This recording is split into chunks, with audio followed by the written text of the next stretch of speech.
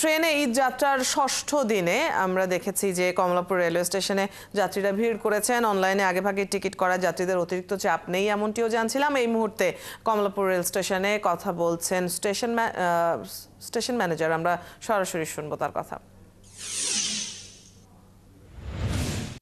সমস্যা হয় নাই। তারপরে সবচেয়ে গুরুত্বপূর্ণ বিষয় হলো যে সব ধরনের লজিস্টিক্স সাপোর্ট নিয়ে ট্রান্সপোর্টেশন ডিপার্টমেন্ট এই লজিস্টিক্স সাপোর্ট নিয়ে একটা ম্যানেজমেন্ট এবং একটা প্ল্যান করে ট্রেনগুলো পরিচালনা করে। সেই ক্ষেত্রে আমাদের স্টেশন মাস্টার এবং আমাদের ইয়ার্ড মাস্টার এবং ইয়ার্ডের আমাদের অনেক কর্মী আছে, জনবল আছে।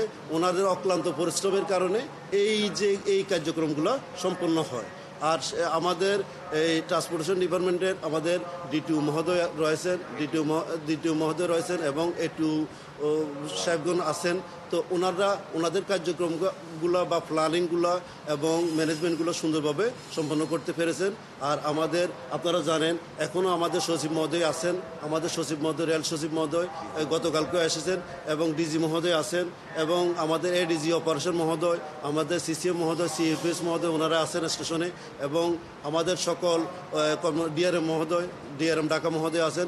সকল কর্মকর্তাবৃন্দ স্টেশনে আছেন। ওনাদের সার্বক্ষণিক দিক নির্দেশনা এবং সার্বক্ষণিক প্রচেষ্টা, সার্বক্ষণিক এই মনিটরিংয়ের কারণে আজকের এইভাবে সুন্দরভাবে ঈদযাত্রা সম্পন্ন হতে পারছে বলে আমি মনে করি।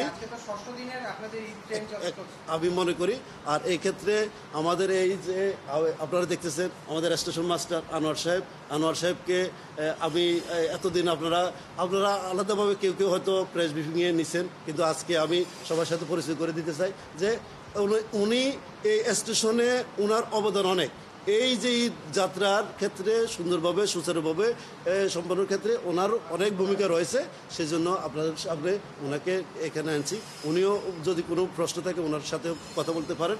আর এখন যদি কোনো প্রশ্ন থেকে বলেন। ষষ্ঠ দিনের যে ঈদ যাত্রা চলছে, এখন পর্যন্ত যতগুলো ট্রেন আছে এর মধ্যে কোনো ট্রেন বিলম্ব হয়েছে কিনা এবং এখন পর্যন্ত কত যাত্রী আপনারা বহন করতে পারবেন? আমাদের উল্লেখযোগ্য কোনো বিলম্ব হয় নাই। একটা ট্রেন আপনারা জানেন যে একদিন ধূমকেতু এক্সপ্রেস ট্রেনটা 35 মিনিট ট্রেনে বিলম্ব গেছিল। আর কোনো উল্লেখযোগ্য ট্রেন বিলম্ব হয় নাই।